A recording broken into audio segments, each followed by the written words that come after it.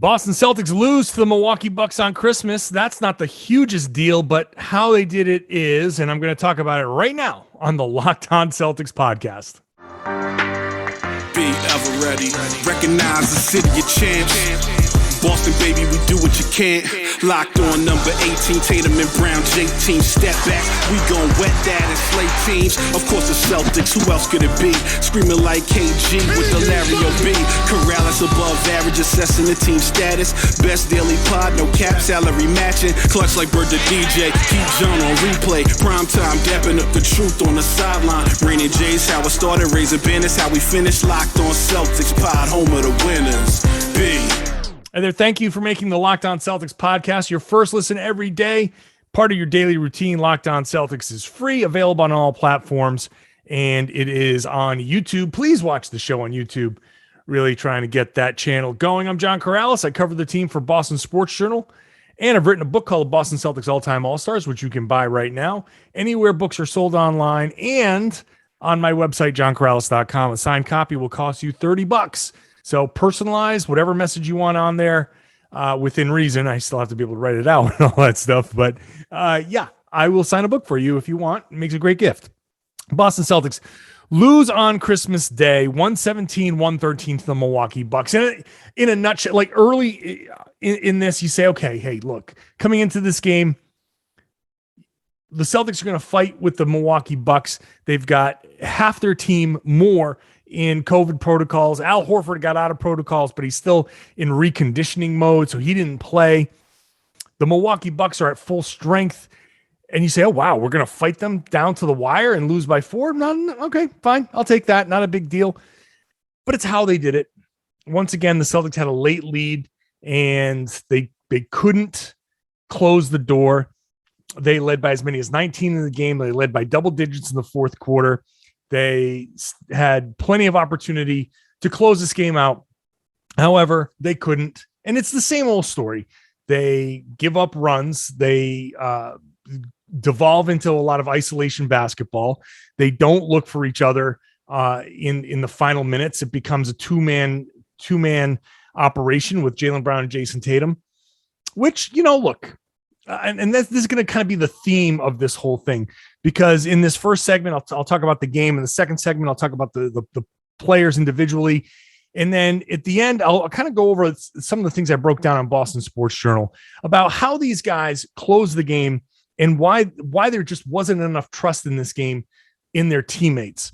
And I know that right away, there's going to be like some people who say, hey, it wasn't that long ago when you were questioning why is Jayson Tatum stuck in the corner while Dennis Schröder and Al Horford are running pick and roll, and that's how you close the game. And that extreme didn't work either. What we need to do is keep the ball moving. The best players, the best teams, the ball keeps moving, right? And these guys, they're not Kevin Durant. They're not LeBron James. They're not at that level.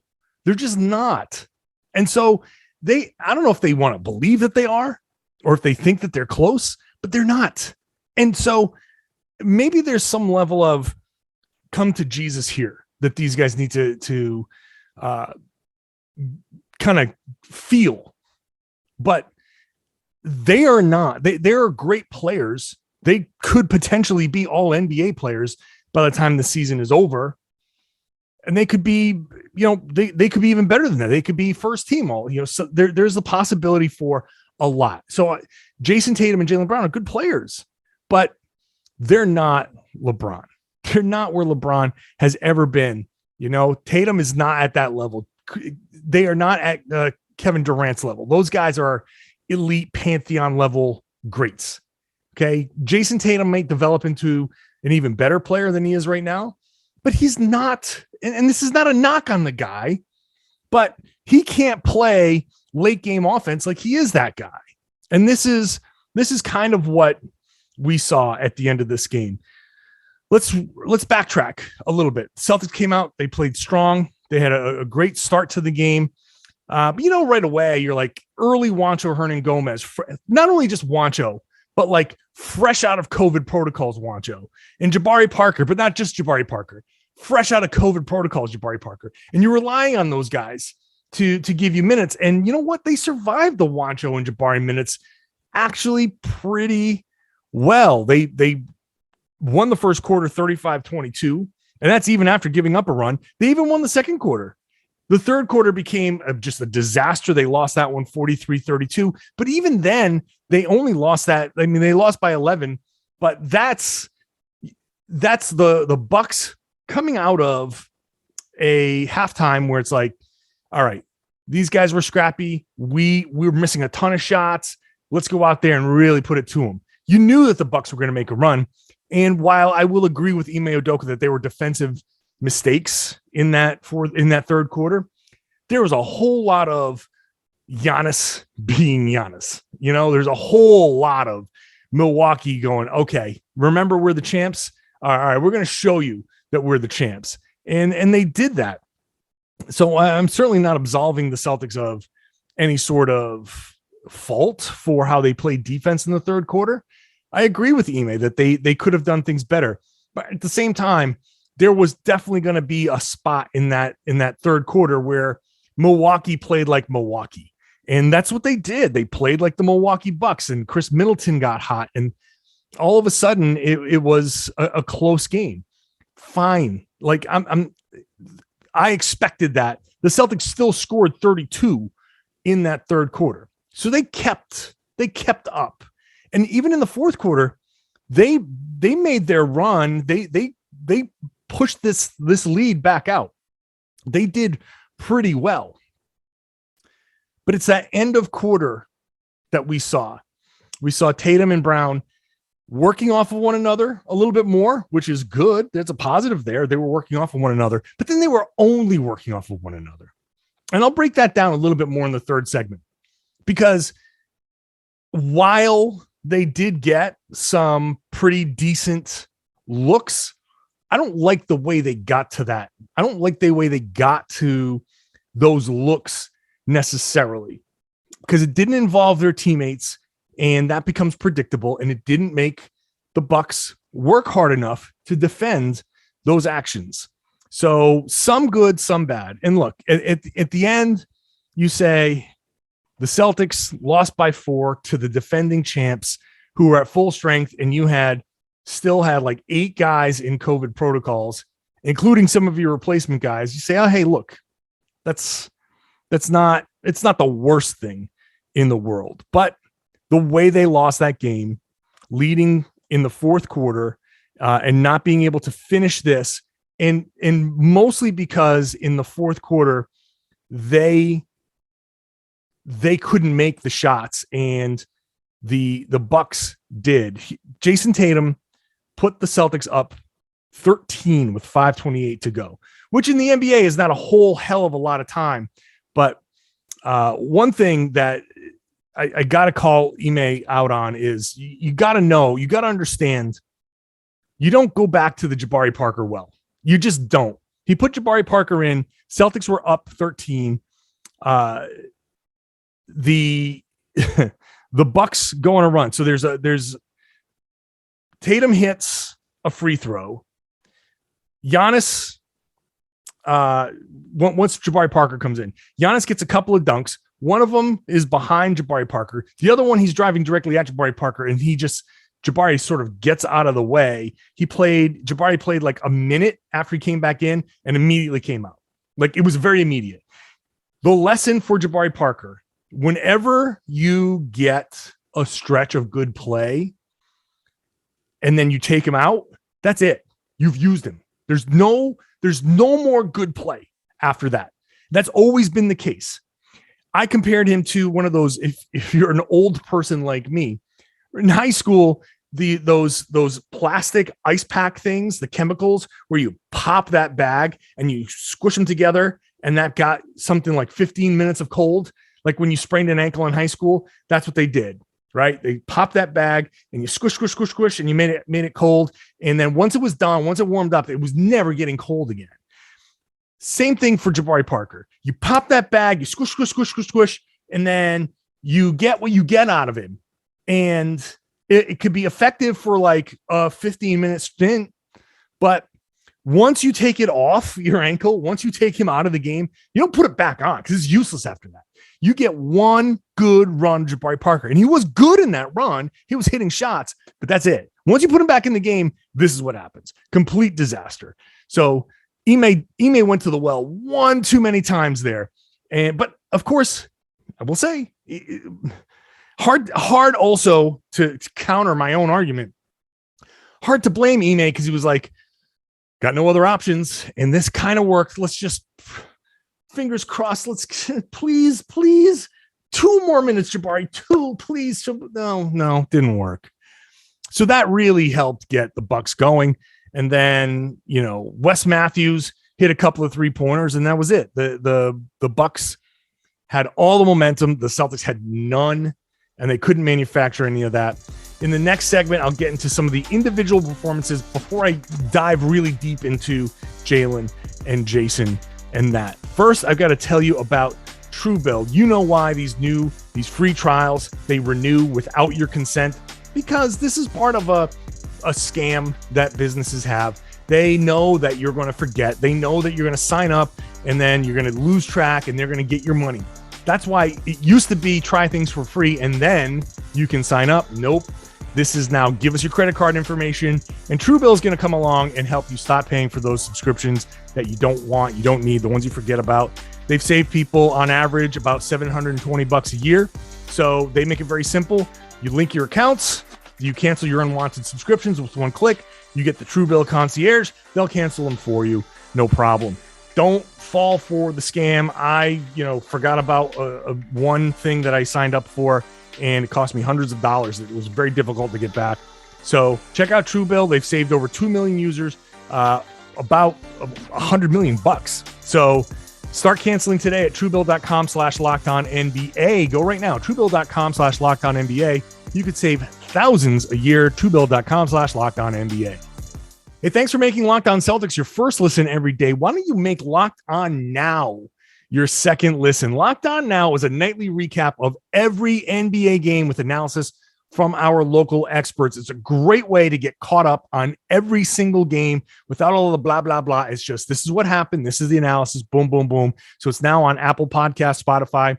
Watch it on the Locked On NBA YouTube channel. It's fun. It's great. It's really going to get you caught up. All right, let's get into some of the individual performances. And I think one of the first individual performances on the positive side is Payton Pritchard, who at no point in this game did I think, oh, wow, the Celtics could really use Dennis Schröder. Oh my God, they really missed Dennis Schröder. And that's because Payton Pritchard was really good. 6 of 14, 4 of 8 from 3, 5 assists, a steal, a block even. He was really, really good in this game, and it's becoming even more clear. I've said it multiple times. It's just very clear. Payton Pritchard needs to get the minutes, and it's time to move on from Dennis Schröder. And it's just proven it, like I would rather have Payton out there because the defensive limitations are there for both guys. At the end of the game, Drew Holiday, in one of the Giannis dunks, Drew Holiday backed Pritchard way, way down and got to the rim. Marcus Smart came over. Giannis cut behind them, got the pass, got the dunk. I think there might have been a foul there. That's going to be, if Holiday had Schröder on his hip, he was going to do the exact same thing. It was going to be the exact same play. So I would say, I'm not too worried about the defensive drop-off anymore. Maybe in a full strength closing lineup, you don't have in this situation, Josh Richardson might have been the better option because he's bigger. He's a better defender, and you're up at that point. You had it up to 13. They cut it down to single digits, but you're still trying to nurse a lead. You want to get defensive stops. Richardson can still hit those mid-range shots. I think a closing lineup of Smart, Richardson, Jaylen, Jayson, and maybe Al or Rob, one of those guys, that makes more sense. And you wouldn't have Pritchard on the floor at the end. Now, if you were down by 9 and you wanted some of the shooting, then you might go with that. Situationally, you can take one guy out and put one guy in, and you change it up a little bit. But Pritchard, for the most part, for the big meaty middle of the game, you can have him in there hitting threes and spacing the floor. It just makes a big difference. I thought Robert Williams was awesome in this game. 11 points, 14 rebounds, 4 assists. Single big, Robert Williams with some space gives you the opportunity. Langford makes a cut, or Jaylen Brown makes a cut. There are cutters now. All of a sudden, there's space for these cutters to get to the rim, to beat defenders' backdoor. They even called plays designed to get some of the cuts. Milwaukee sniffed one out, which was, good for them. They're a great defensive team. That's going to happen. But with Rob in there in the high post, you're really unlocking his A+ skill. And his A+ skill, aside from, he's got two, really. It's vertical spacing, that pressure he puts on the rim on the dives. And the other one is his passing from the high post. Rob up high with cutters going behind him. If you can set those up, you're gonna score points. So I think Rob was the other big positive. Those were the two huge positives. Marcus Smart, I thought was pretty good for most of the time. He started off hitting shots, then he kept on taking them. So it started out as a really good Smart game, and then he took a couple of shots that you were like, but I thought he was generally pretty good, and they really leaned on him hard for 40 minutes. What are you going to do?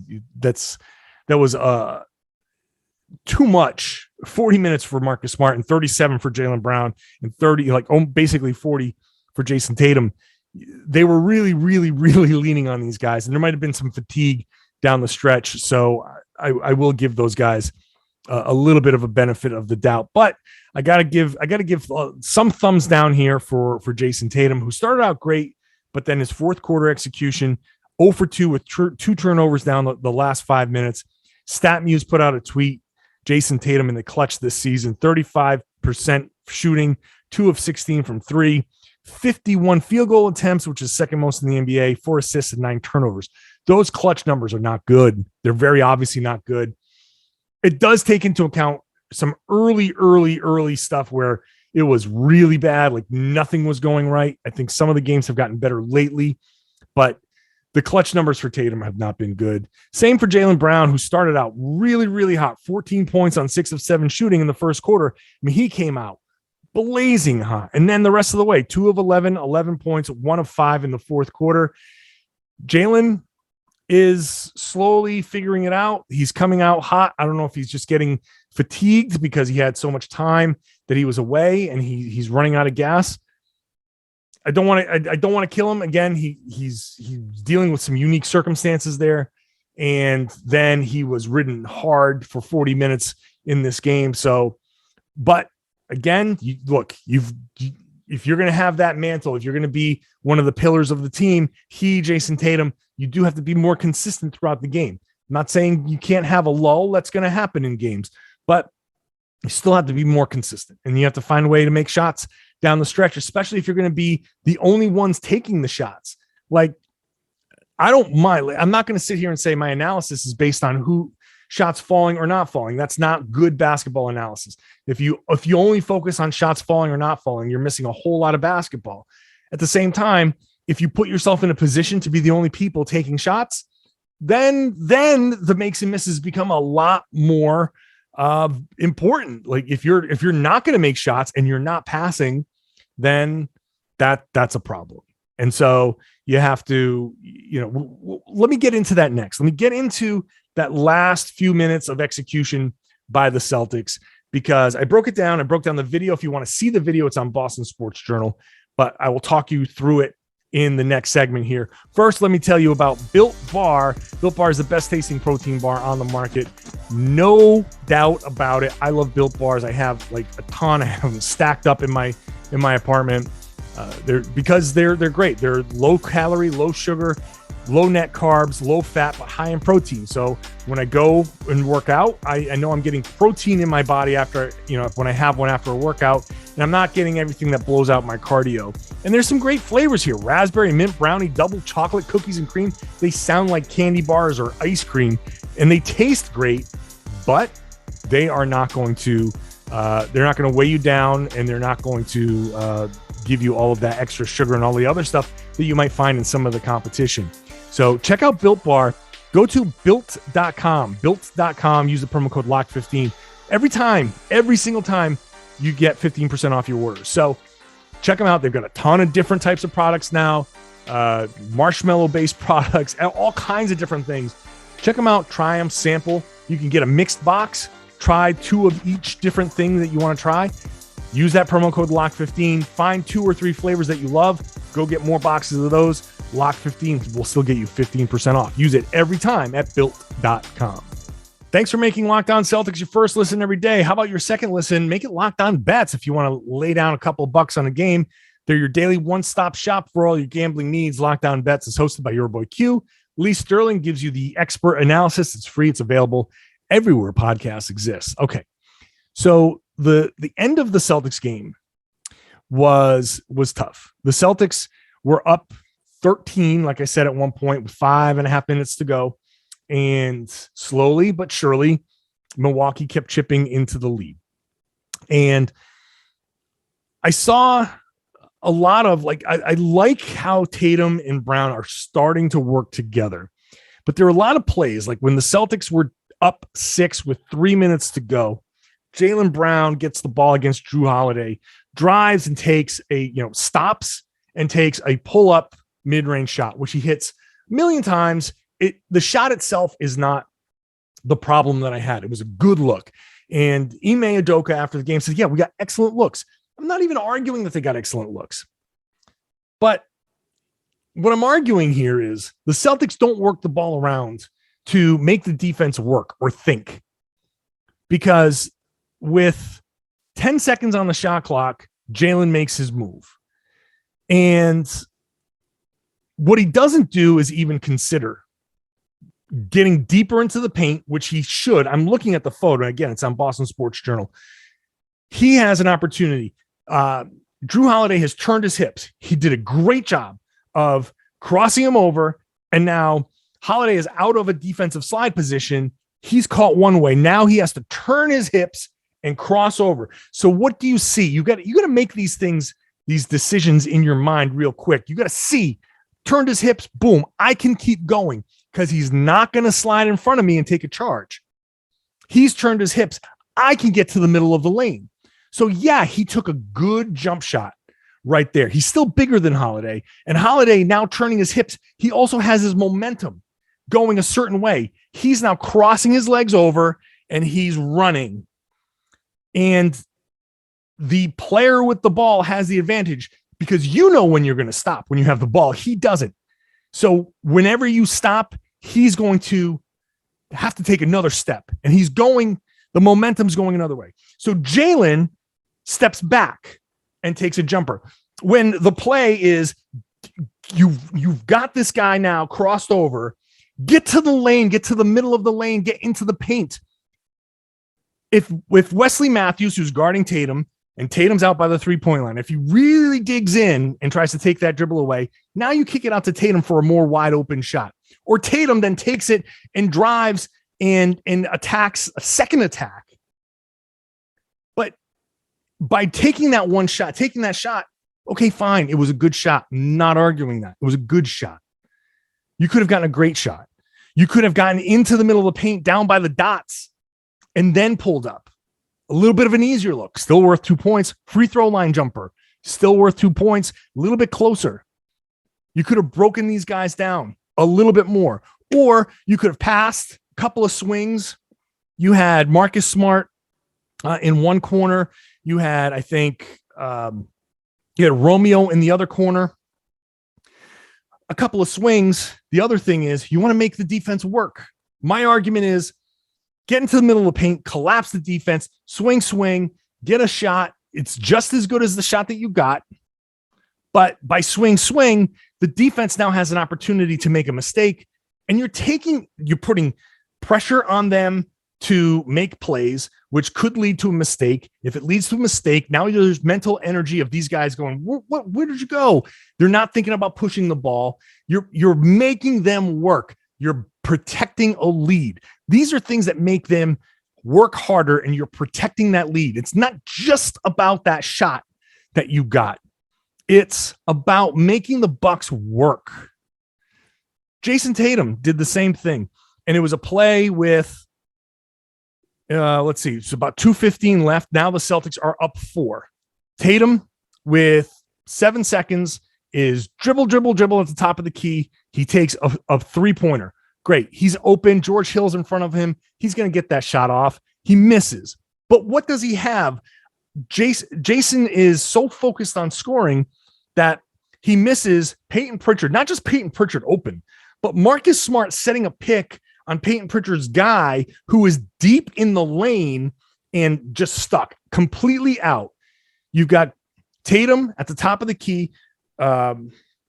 He's got 2 defenders in front of him. They're both looking at him.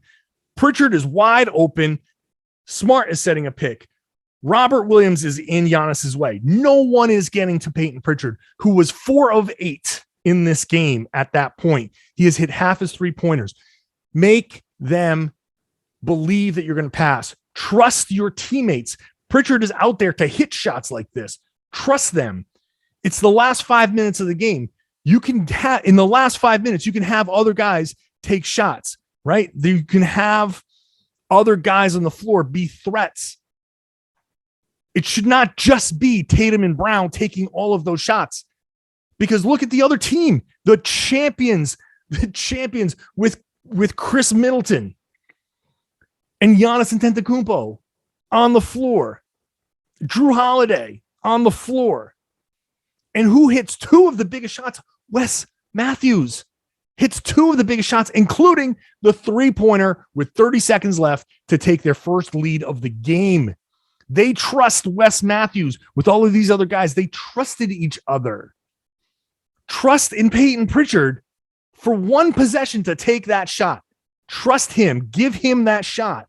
I know Tatum had kind of an open shot there, but when you're willing to give up that ball, when you're willing to give that up, the defense is going to believe that you're going to give. So any kind of pass fake that you make, anything that you throw at them that might suggest, oh, whoa, he might pass. That guy's a threat. That guy's a threat out there. That opens up space. So Tatum, if these guys believe that Pritchard is a threat, instead of dribble, back it up for a 3-pointer, it's dribble, respect Pritchard. So there's an extra 2 feet of space. Boom, crossover. Now I'm getting to the middle of the lane. And what do you have? Now you have Jaylen Brown in the other corner. Drew Holiday sucks in because you've gotten into the paint. Now you kick it out to JB in the corner for 3 because you've empowered these other guys to take shots in key moments. And it's not the last 30 seconds. This was 3 minutes left on the clock or 2.5 minutes left on the clock. Let him take that shot. And then, there's the Tatum turnover. He spins into the middle of the lane. Like you knew he was going to spin in the middle of the lane. You got to identify Drew Holiday. Like these last second things, it's all about reads and identifying, okay, where's Holiday? I see him. I'm driving left past George Hill. I got Holiday. I see him. And it might sound unfair, but the best of the best of the best make reads like that. They do calculus in their heads. That's what makes them elite. That's what makes LeBron, and KD. It's not just that they have supreme physical skills. They do calculus in their head. In the moment, they read Chris Paul. Why is he so good at this age? Because he reads everything. He sees everything that's happening. He knows his head is up and he sees things out of the corner. There's Holiday. He's coming. So when I spin, like I would expect Chris Paul to say, I know Holiday's coming. I know they expect me to spin baseline, and I know he's leaving my guy, in this case, Romeo Langford, up open for 3. So I'm going to give them what they want, what they think they want, which is me spinning. But as I spin, I'm just turning. I'm going to just out of the corner of my eye. Yep. Holiday's there. Boom. Pass right to Romeo. Wide open. Romeo's on the floor, right? If you're reading this guy jumping as you're spinning, you got to be able to do that. And then, Marcus Smart's in the corner. There's only 5 seconds left on the shot clock as this ball is being turned over. So it's going to have to be Romeo taking that three, but that's better than the turnover. But it's not even about Romeo getting that shot. It's about recognition and reading where that guy is. You know, I compared it to Tom Brady calling out the Mike, the middle linebacker, always identifying that guy, knowing who's where. That's what levels up these guys. These guys are amazing players. What gets them to level up? This type of stuff, reads, recognition. The last thing was a pick and roll that they ran. Tatum sets a pick. Jayson and Jaylen set a pick. How many times have I been begging for pick and roll between these guys? Begging for pick and roll.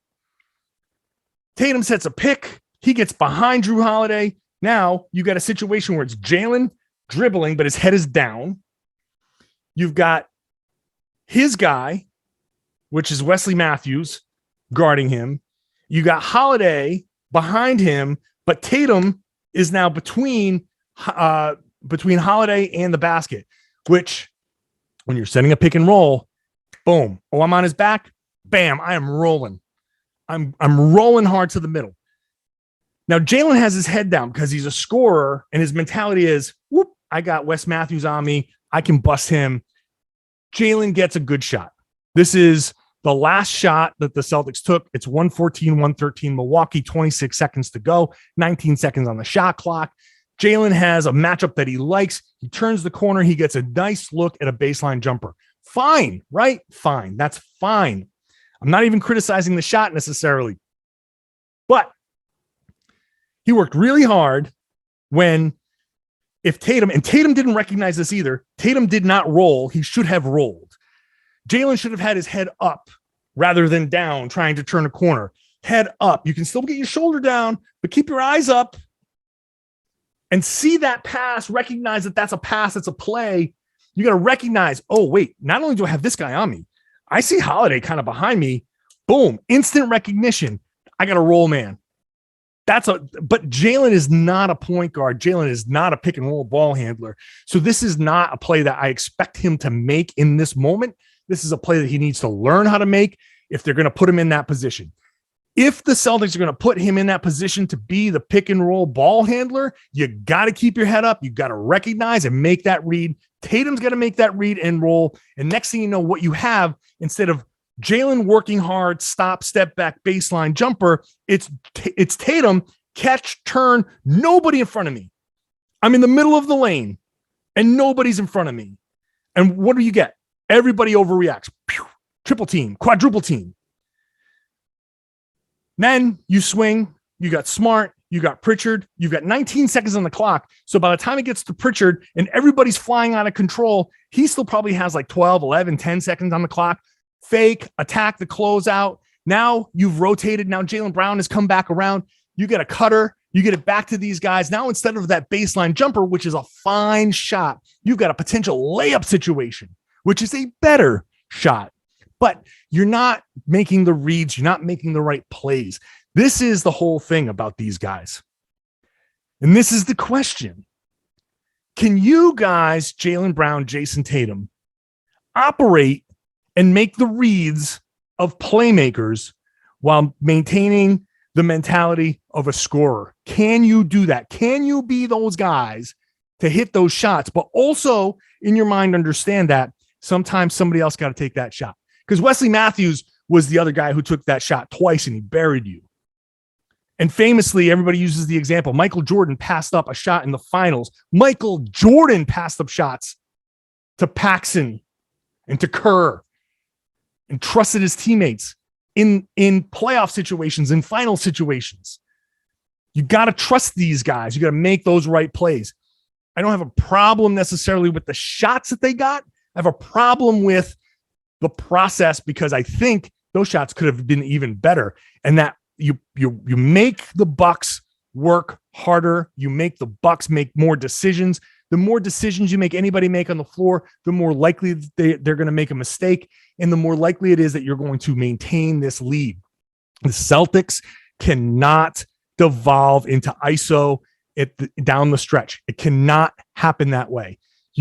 I don't mind that these guys are working off of each other, but you still have to trust your teammates, make the right plays, and just understand that if the defense knows that it's just going to be you two, then everyone else is not going to get defended. Trust your teammates. Trust me. I'll be back for more podcasts all week long, Monday through Friday. That's the deal here on Locked On Celtics. Hope you enjoyed the show. Hope you enjoyed the breakdown. If you are not a subscriber, if you're new to the show, I welcome you. I hope you've enjoyed it. Hope you enjoyed your holidays, everybody. I hope everybody subscribes. Give yourself the gift of a subscription. It's free. All I ask for you is that you share the podcast, tell your friends, tell your family, tell everybody to listen to and watch the Locked On Celtics podcast here on the Locked On Podcast Network.